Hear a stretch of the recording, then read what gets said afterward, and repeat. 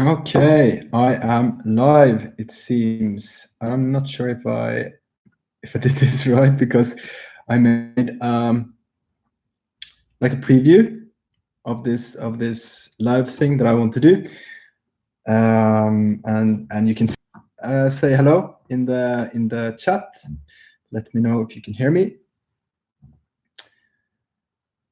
Yeah, just to kick it off, I thought that it would be cool, since things are as they are, to do like a live thing. I also reached 1,000 subscribers not too long ago, so that's a cause of celebration. I wanted to do a live when I was in Africa, but it just wasn't possible because of terrible internet connection. Yeah, just let me check the other mic. Can you hear me? Can you hear me? Yeah? No?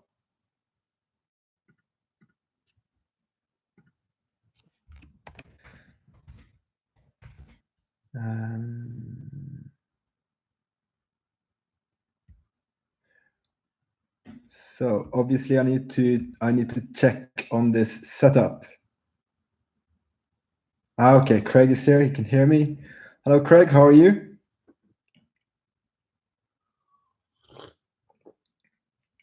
Keeps freezing. Okay, that's not good.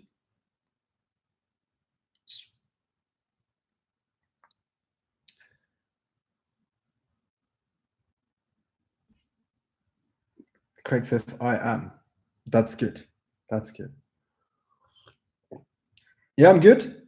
Stuck in Oslo, but at least we have some freedom still. We can still go out. We can have walks. We're not restricted as you are over there. But yeah, so that's cool. Yeah, like I said, just a hangout, virtual hangout. You can ask me anything about travels, about vagabonding, travel-related stuff, photography. So if there's anything that you want to know from your Uncle Traveling Dan, just ask me any questions, and we can talk and have a discussion or whatever around that. And also we can talk about what it's like to be stuck for the people that are joining. Myself, I just got back from Africa, or not just got back, I've been back for a couple of weeks or a month. I think it's 6 weeks already. So that's I was for those of you that don't know, I was in Botswana for 5 months, a little bit over 5 months, and I was starting to look forward to coming back to friends and family to socialize and all that good stuff. But then the coronavirus happened, and just very weird. I was actually, now I'm at home, I'm in my own place, but I was actually renting a cabin in my mate's sailboat. So I was living in a sailboat for a week or so. I was back home in my hometown first, and I went back to living in that sailboat because I was supposed to move back here anyway, to my own place in the beginning of May. But what happened in the sailboat was that the corona thing happened, and at first I thought, this is going to be a week, then everything is back to normal. But then all of a sudden everything closed in Oslo, and I was sat there in the sailboat doing, well, very little, and everything was closed. So I figured, okay, I'm going back to my hometown while I wait so I can move back here to my own place. But then I called my mom and dad, and they were in quarantine, and I figured, okay, maybe my brother, but my brother's girlfriend, she's a nurse, and she's in potential working in potential zones where there is coronavirus, as you do when you're a nurse. So that was a no-go as well. And I thought, okay, maybe my uncle, but I called my uncle, couldn't go there because he was in quarantine as well, him and my aunt. So I was stuck in Oslo. I felt like, what? this is real. This is yeah, this is very strange. So I was sitting there in the sailboat. They had closed the facilities on shore as well, because when you live in a sailboat on the marina here or the marinas around here in Oslo, you have to have those. You use the shore facilities like toilets and showers and etc. So I was basically sat in the sailboat without being able to go to the toilet and have a shower. And I thought, oh shit, what do I do now? So I called my tenant, just asked how he was doing. I got 2 tenants, and he was stuck at his home office in Rotterdam. So we struck a deal. And that's how I ended up here in my own place, ironically. So, which is very good. Feels really good to finally sit down and work with all the material that I have from Africa. So that's good. Check in. I can see 4 people waiting. As well.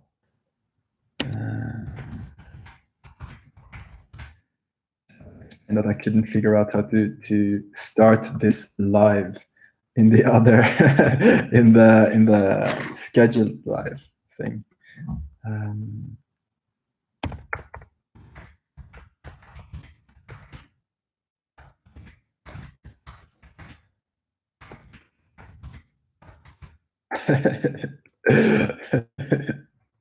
It's gonna make, yeah, I'm gonna hear this for the rest of my life.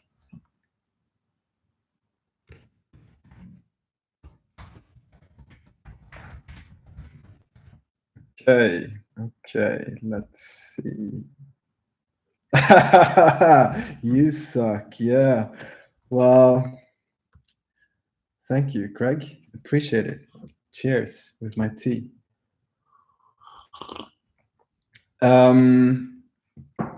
Yeah. Hello, Vlad. How are you? Let me see. I got some questions. I asked Instagram.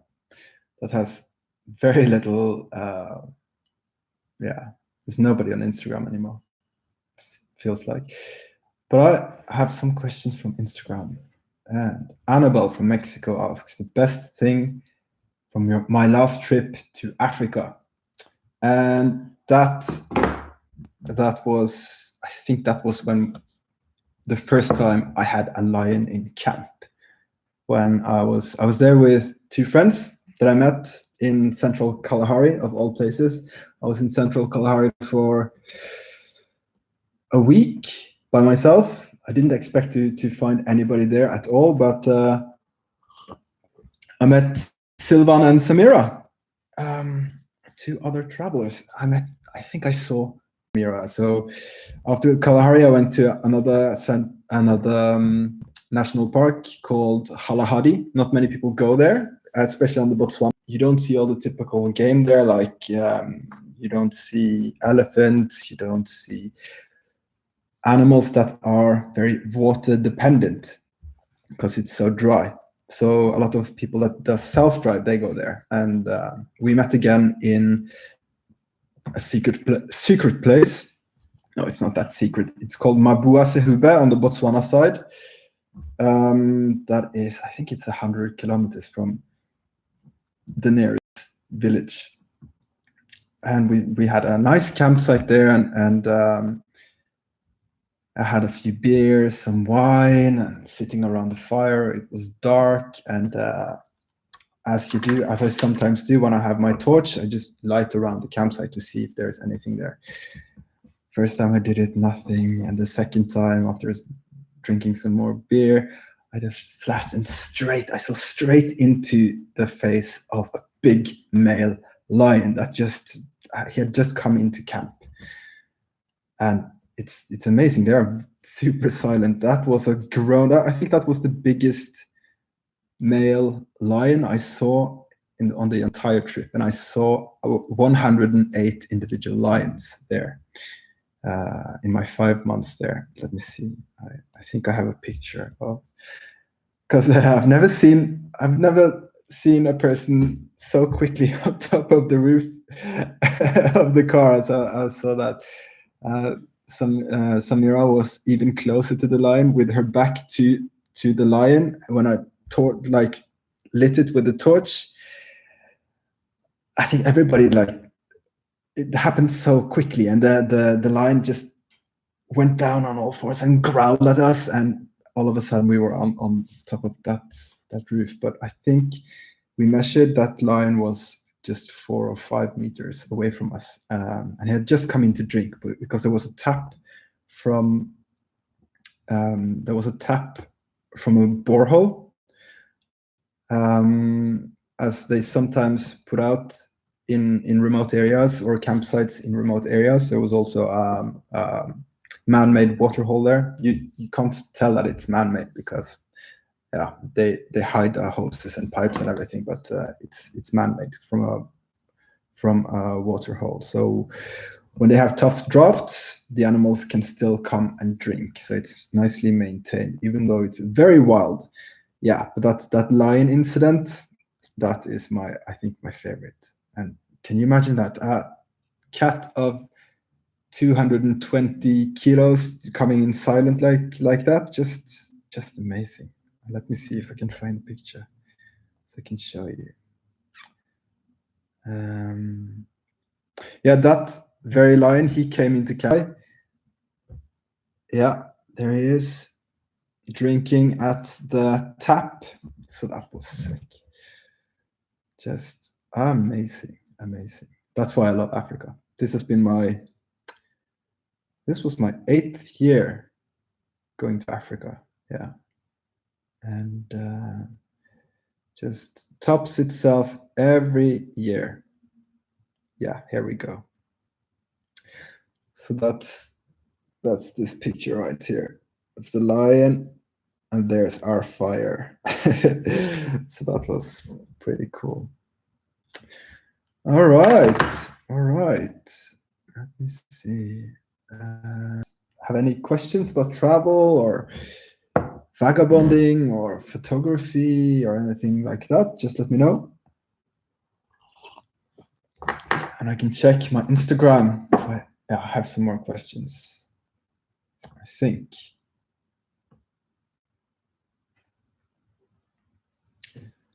When are you going to Colombia again?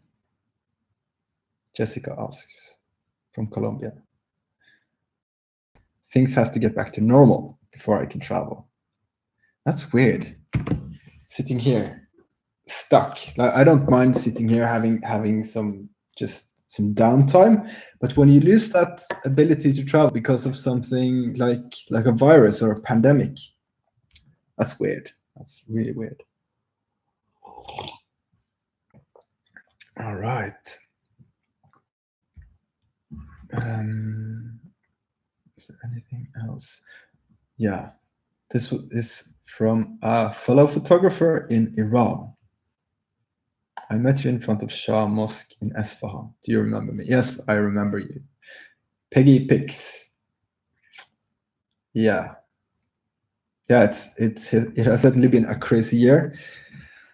So it's in that sense, it's really good to sit down in this place, just have a base and work on things. Because for my channel, I thought I would be able to do all these things, edit on the go, and just get things done. But it's not always the case when you travel constantly. And 2019, I think, was the craziest and best year for me.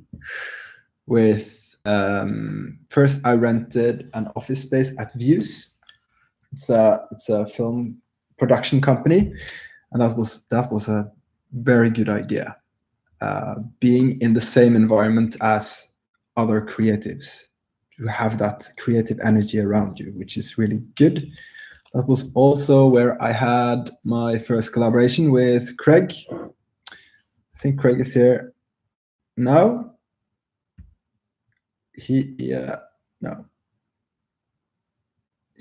Or did he just say you suck and left? Craig, are you there?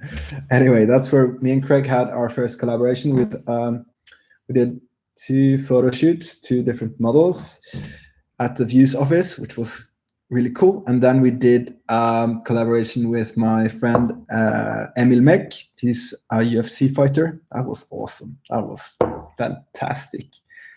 We went up to car on this ice track, on an ice track. It was insane. I think that's that's one of my top memories from 2019. I think. Yeah. Craig says, and we shared a bed together. Yes, I know. You loved it. Craig loved it. And I think I tripped over something and spilled my breakfast over Emil or something the first morning. So awkward start. But anyway, very fun, very cool. After that, I think it wasn't long after that, I went to Iran. That was the first of 3 main events of my travel year, 2019. That was also good fun. Yeah, because Iran was a country, I negative stuff about Iran. And you never, from the mainstream media, but I can tell you this much, you should never listen to mainstream media. If you want to go somewhere and explore and find out what it's like, you have to go figure out for yourself. That's 100%. But it was a great place for street photography. Absolutely fantastic. You can see that on my Instagram at Daniel Brunn.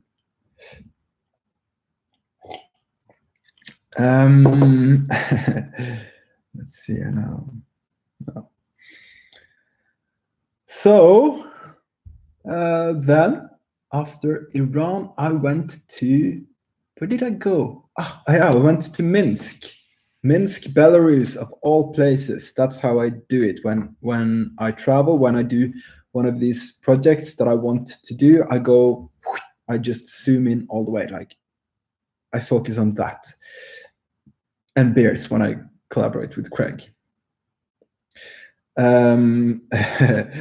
So I had so much material, so many time lapses, everything needed sorting, and I went to Minsk, Belarus, to work on that. That was a good idea because I had rented out this place, and it's cheap there, so it fitted my budget. That's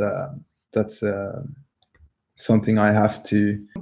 I did a 30-day challenge. I'm also doing that same 30-day challenge now with health and fitness, because it's easy. Like I saw Craig, he had a live yesterday, and he had a very good point that I agree 100% with. It's easy to succumb into that comfort eating, and you have to comfort yourself, and then you drink and you eat basically shit food. So this month I have a 30-day challenge. You can see that challenge on my channel. I'm also going to make another video about that. The last challenge I vlogged every 5th day. The great challenge, and good way to stay focused if you have lost your routine or something like that. Yeah. Not a Q&A. So I'm just going to summarize my 2019. Yeah, it's good. It's going to be on YouTube anyway, so it's a good reminder for myself as well. After that summer holiday, alternative summer holiday, I went to, where did I go? Did I go to, yeah, I did. Yeah, that's when I went to Tokyo. I think I spent 5 or 6 weeks in Tokyo. One of those weeks for the second collaboration with Craig. There are videos on that, and we did, that was also good fun. Oh, I was just knackered after that week of collaboration, and yeah, obviously too much beer. But we did a lot of cool things. I did a lot of time lapses and got a ton of cool photos that I really like. You can see those as well on my Instagram, and I have some videos from there as well here on the channel. So that was cool. Let's see. Yeah, and Vlad. Also met Vlad there. That's the cool thing about traveling. You meet so many cool people, so many random encounters. I absolutely love travel. My favorite people, or not favorite people, how can you say that? I meet really interesting people while traveling, and that's amazing because it's usually like-minded people, and you immediately have that good connection. So with the technology we have today, with internet, it's easy to stay in touch with all the people that you meet. So especially all the creators. That's it's a great way to connect. And in times like these, you can have a distance collab. I'm having a distance relationship, not that, but I'm having a distance collab with Craig. But he's been really lazy. He hasn't filmed or made the pictures for our collaboration, as far as I know. Or here's Elsmak. Beer Taste, that's my mate, very good friend from my hometown, Alan. He has his own micro brewery. Yeah, it's called Drum Brew. I'm not going to say who figure out that name, but it was me. Anyway, yeah.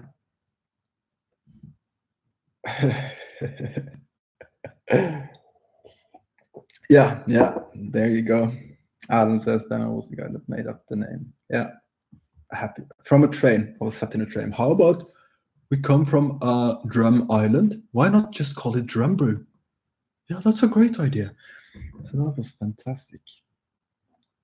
Glad you can join, Alan. Good to see you, mate. Good to see you. And Craig promises I'll have the footage by the end of tomorrow. That's what he said last Sunday.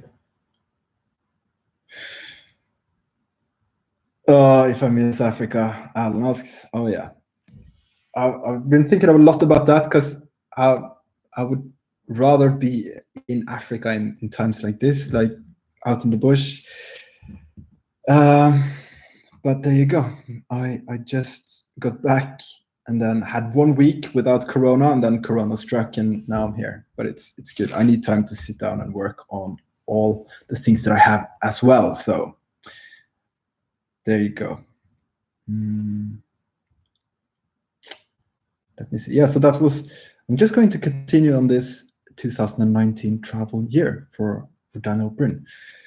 After Tokyo, yeah, I had 10 days at home, and then I went straight to Africa. Then I had the idea of I would make the videos from Tokyo, because I didn't manage to make a lot of videos when I was in Tokyo, because it was just a blur. Everything was so fast, on every day. I was out shooting. So I knew that I would be camping or using my cousin's place as a base, because he lives there. He's been living there for, how long is it now? I think 25 years or something. So he's practically a local. But I feel very lucky to have that place to use as a base. So the plan was to stay there and work on my material from Tokyo when I was not in the bush, and pump out or get my videos out. But I forgot to calculate that the internet in Africa, my dear friends, it's not the best. So that went down the drain. So I think I posted. I spent 2 days uploading one short video. So yeah, it's not a place to upload. Have things scheduled. That's what I learned. Man, Africa was just insane. The things I managed to get this time. There will be a video about this. I'm sorting through all the footage now. I actually just finished sorting through the vlog section of the footage. All the animal footage is sorted, so I'm haven't been really good since Corona struck, because nobody buys stock footage anymore. But at least I can make everything ready, and I can have my work or my clips edited and online. That's my goal. But I'm making that line like this. I had to have very specifically full frontal portraits of male lions from Botswana, because the largest population of wild lions is in Botswana, and I think that was interesting. But I thought, okay, so how can I make this into a niche thing or a project? And I thought, okay, full frontal portraits of male lions. That was the theme, and anybody that goes on a safari can be lucky and get one or maybe even two full front shots of lions. Hang on, I'll show you. Show you one of my lions. Yeah, that's a good example. So this is from a place called Savuti, lion country. I saw a lot of lions there, but I wanted pictures like that, exactly like that, full frontal shots. Be lucky and get one or two. I wanted minimum 6 portraits like that, ideally 9, and my stretch goal was 12. So from those 108 lions that I saw from my Africa travels, I got actually 17. So I reached my stretch goal with I smashed it, and it didn't look good. By month 3.5, I only had, I think I had 7, only 7, and I'd spent so much time in the bush, so many frustrations. The car broke down 5 times in the bush. Some places it broke down far from people, so I was stuck there by myself. And that's, I mean, the money thing is one issue, because it costs a lot of money, obviously, but then you have to get your ass and the car out of the bush and into town where there's a mechanic. So many factors, and I was just starting to feel really bad about it. I didn't think I would be able to pull it off, but I did, and I did it in a good way. So I'm very proud of that. So yeah, 17 full frontal portraits of male lions. I think that's something to be proud of, especially after 5 months in the tent. So let's see here. So I guess that's the answer to your question, Alan. Do you miss Africa? Yes, I do. There's a reason I go back every year. Late summer, autumn Prague trip, Craig says. COVID-19 allowing. Yes, for sure. We have a great idea. We have our Instagrams are looking good. Our YouTube channels are is going to grow even more. Yeah, we have a collaboration planned, me and Craig, in Prague, street photography, doing something very exciting. So that's cool. I hope to visit Prague as well. Where was I? Okay. I have some notes. I've got some notes. Yeah, what's next for this channel? I keep asking myself. And I think I'm going in the right direction. There's definitely photography. That has been the videos that I've focused on now. I haven't released anything from Africa just yet because of, yeah, something I'm working on. Let's say that. So I'm going to wait with those videos, but I think they will be interesting, especially. At least I think the story behind everything, because I'm going to. The plan is to have an exhibition of those lions. I'm going to pick the 12 best pictures. Really like. I think I have 10,000 lion pictures or something. So there's a lot to choose from. And there are leopards and elephants and all the big 5. Some interesting, very close encounters with rhinos, nearly attacking my very expensive Panasonic Lumix S1. That's going in one of the vlogs, so stay tuned for that. Yeah, but yeah, good, happy times in Africa. Can't wait to go back. Hopefully in 2021, but realistically in 2022.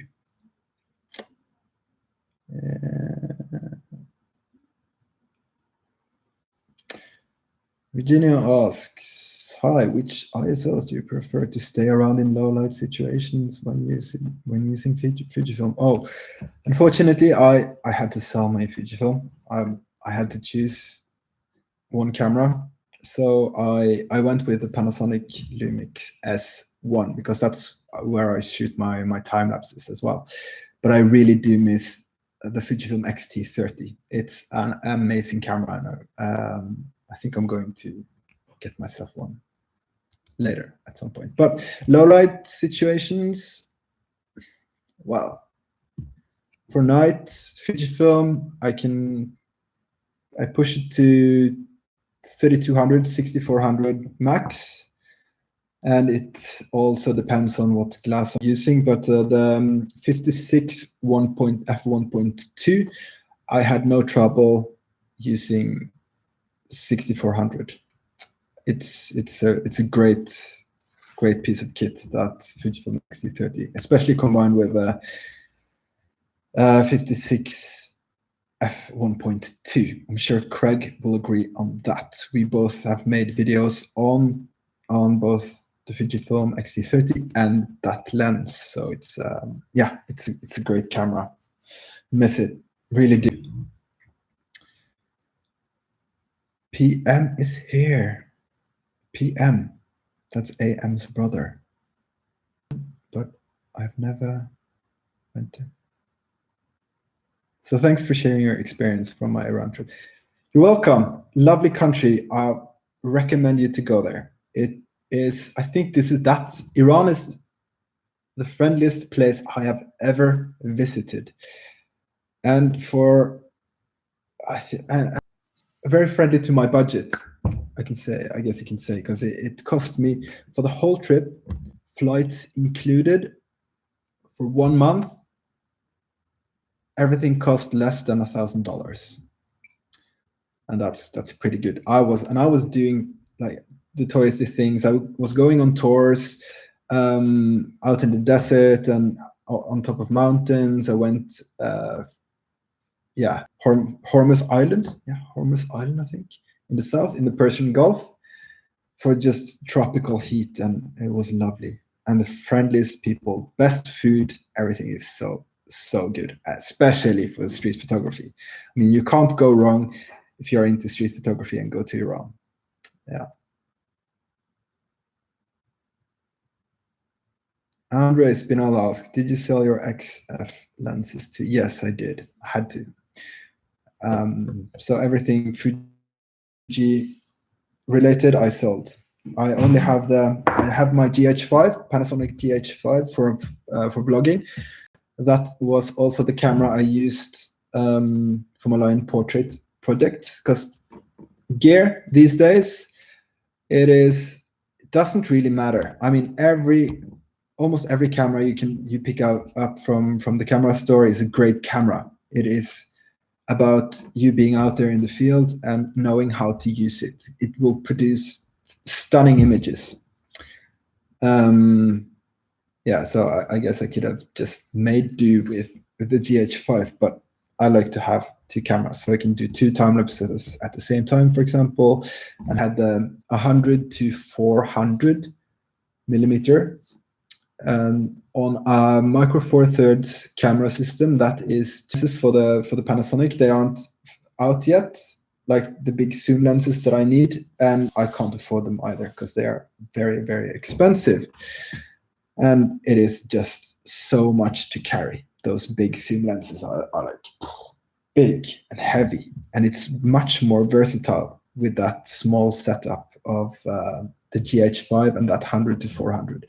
So I think, honestly, that is a much better option for an amateur or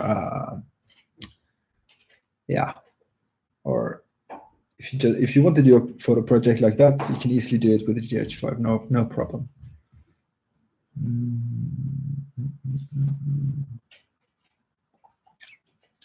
Safni says, food is fantastic. I'd go there only for that. And that, I'm assuming Safni is talking about Iran again. Yeah, for sure. For sure, must be. How are we doing on time? 38 minutes, wow. Okay, so yeah, it doesn't really matter with gear. I used to think about that a lot. I need this because of that and blah, blah, blah. But it's about being creative. And most cameras, even the phone, even your phone, now I have this iPhone 7. And yeah, takes decent pictures. If you want to go out there and take pictures, you can start with your phone. Most smartphones these days, really good. So yeah, no excuses when it comes to gear, really. Phones can even do time lapses. My friend Morten Rusta is a well-known a professional time-lapse photographer. He made a video on using your phone for, I think he made a whole film from Norway with time-lapse, beautiful time-lapses, only shot on his phone. You should definitely check that out if you're into time-lapsing. Let's see here now. Yeah. Let's see, what else is there? What can I say? Yeah, these days, I can talk about that. These days of lockdowns and social distancing, I'm doing this 30-day challenge I mentioned earlier, just to keep focus, to have focus on something other than this virus, because I'm sure we've all had enough of hearing about this virus and how many dead people, and nobody wants to. I mean, you have to stay positive. And the best way for me to do that is to engage myself in a challenge or do photography or whatever. But basically, this challenge is health and fitness related. So I'm going on long walks and I'm running. I do home workouts. Another friend of mine, Katarina, she has a very good YouTube channel with her friend. It's called So Can You Workout. You should check it out. They have amazing workouts, and I try to do one of those per day at least, and a minimum of 10,000 steps. But when it comes to food, I am, for the first 10 days, it is vegan. So I've been vegan for 5 days now. Going into the 6th day vegan. It feels good. First 2 days was a bit, I was a bit low on energy, but your body adapts. So yeah. Andy X, hello, hi Amos, how are you? Welcome to this hangout. He's dabbing. That's cool. I want that dab emoji, like this. Yeah, so I think that's really a good thing to do. You can take care of your body, and you don't need a gym. And coming out the other end of this crisis, better creator, better person. Yeah, that's the idea anyway. I read a lot of books.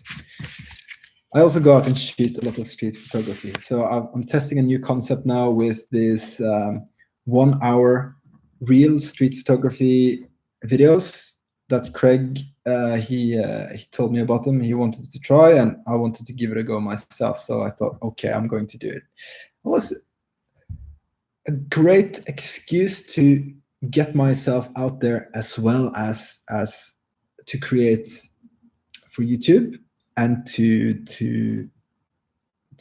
make street photography.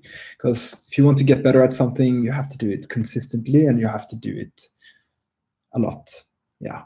So I think that's really good. I filmed the 3rd episode of that. I'm going to develop that concept more. 100%. They will be a bit shorter, but I will continue making these hour-long immersions, because I've got questions earlier on my Instagram on like how I do it, settings, etc. I'm not talking a lot about settings, but at least you can join me for 1 hour of of 1 hour of street photography. Yeah, Anders says episode 9 of Making a Film Company is Daniel's episode. It's epic. Yeah, I'm really looking forward to that. Anders is are you the creative manager or something of Views? That's the company where I rented the office. Yeah, but they are making a video series about making a film company and what it's like to be a freelancer, because they had freelancers like myself renting office space there, and I got to be a part of the channel. Some videos. I'm on some of the videos. I think it's really fun to take part of that as a collaboration. Yeah, creative producer. That's what Anders is in Views. Yeah. So this is Friday. Tune into the Andy Axe channel. All right. Yeah, but these 1 hour street videos that I'm doing, they are fun to do, and you can see how I do it. And I post on those videos, I post my unedited JPEGs. And if you want to see my edits, my take on my creative take on the edits, you can go as well to my Instagram at Daniel Bryn. There I will most likely also share the settings I've used, because when I'm out there, I don't want to talk too much about the technicalities, because I would rather try and focus on getting cool images. And especially in times like these, when you have this virus, it's cool to go out and document and see how completely different the vibe of the city or the vibe of the place that you live in is. So I can recommend you to do that. If you want to start photography, now is a great time if you're able to or allowed to go out and shoot. Not everybody is that lucky these days, unfortunately. But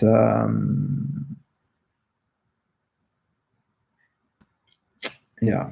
Craig says, give some tips and advice for people thinking about starting a YouTube channel. Your experience so far. Yeah. Well, yeah, we still have some time. My experience, when I made the first video, I thought it was super awkward to myself to a camera, talk to a camera, and even more awkward to put it online. But that's something you get used to. If you want to create something, you just have to go through that process. I advise you to just make videos, make stupid videos of whatever that might be, and deliver yourself on the internet. And people will forgive you in the start. They will understand, and you will get better. And you will, after some time, you will find, if you don't have a direction already, you will soon find your direction. Like my mate Alan, he's the guy with the name Ölsmak, beer taste. He started his YouTube channel, and right off the bat he had a niche, which is fantastic. It's tasting, it's beer tasting. I think he's studying to be a beer sommelier. Yeah, because he has his microbrewery and it's going well, even in times like this. He's fantastic with his company, and he started his YouTube channel, and he does it really simple. We spoke about it here the other day, and he asked me about where can I put my camera, where can I do this and do that, and I think when it comes to technicalities, at least have good sound, because then it will look stupid. But I have a niche. If you don't have a niche, just start creating. That's how I did it. And I wanted to do vlogs, but didn't really feel like it. I think that was a bit too ambitious at the time. Now I wouldn't have any problem doing just vlogs if it was something that I wanted to do. But I want to do more photography related videos. I have some tutorials in pipeline. There's a lot of Africa. There will be vlogs from Africa. So I've got a lot of things to do. But general tip is to just get started. If you love to do something, if you have a hobby, there is an audience, 100%. And all you need to do to get started is, like my very good friend Alan, Bear Taste, is your phone. And it just packs a very good creative punch. Yeah. I can see there are 6 people here. So anybody else has any questions or something we should talk about? Let me know.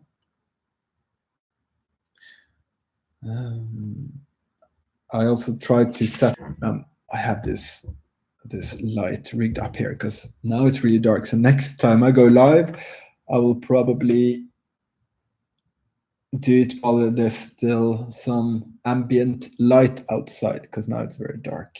Yeah. Craig knows. The UK I was supposed to go to, me and Craig were supposed to do this Prague collaboration in a week, I think, but that was obviously cancelled. So now we're looking at autumn or late summer. But I was supposed to go to Cardiff to see Rammstein, one of my favorite bands, in June. I'm not too sure if that will be possible. So yeah, we'll see.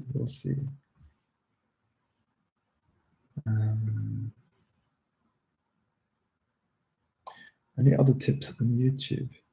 My experience so far. Another experience with YouTube, like I mentioned earlier, is that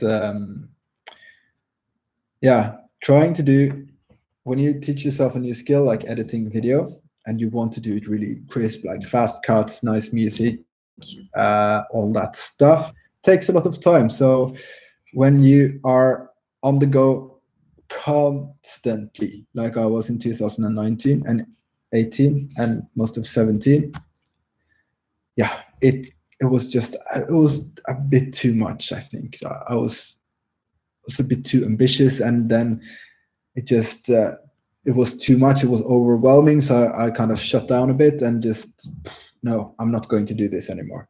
But then I came to terms with myself and decided, okay, I'm going to do it, but I'm going to do it in my pace and do it gradually, not rush anything. And the point isn't to, I would say that the point, you have to create to grow your channel to 1 million subscribers, or get as big as possible in terms of get a creativity process. You have to create the memories for yourself.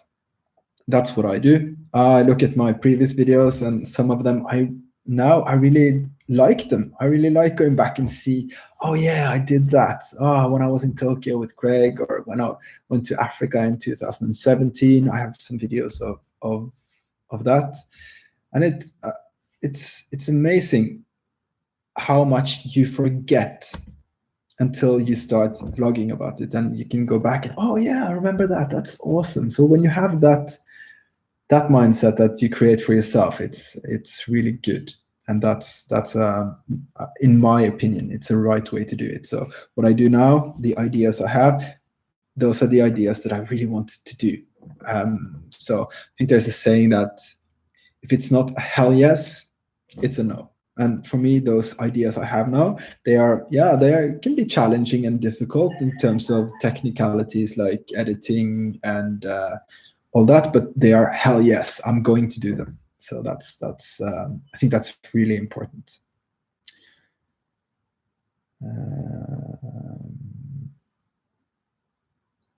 Craig is leaving. Okay, bye Craig, see you later.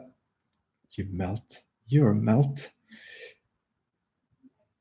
Vlad says, if you're coming to the UK anytime soon, let me know. I want to hang out. Yes, that would be awesome, Vlad. Like I said, I was supposed to go to the UK in June to see Rammstein in Cardiff, but now I don't think so. So we shall see. We shall see. But I'll let you know. We are on Instagram, so that's cool. All right. Let me see. Do we have any more questions from Instagram? No, I think I was a little bit too late asking questions on Instagram just a few hours ago, really. So 3 questions. Nothing. I feel so stupid now. I'm not popular. Anyway.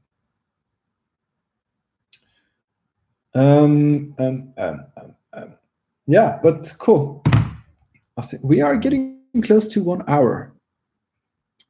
Anybody else? Say hello if you're still here. Hello.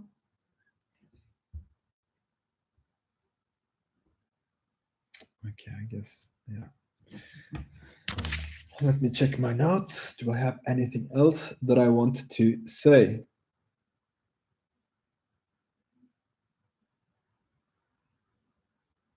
Oh, Virginia is painting and hearing.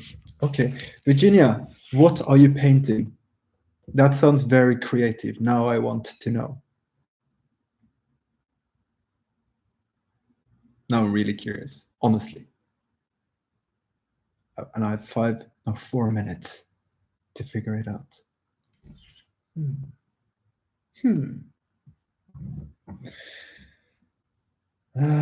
Okay, no. Fine, Virginia. Fine. Don't tell me. Okay. Please send me a photo on Instagram. I would love to see. It blushes. Yeah. Wow. That's cute. Very cute. But that's cool. So you're making the most of this COVID-19, the coronavirus situation, by being creative and painting. That's awesome. That's, yeah, thumbs up. Yeah. Okay. I'm expecting a picture of Virginia's favorite character from League of Legends anytime soon now.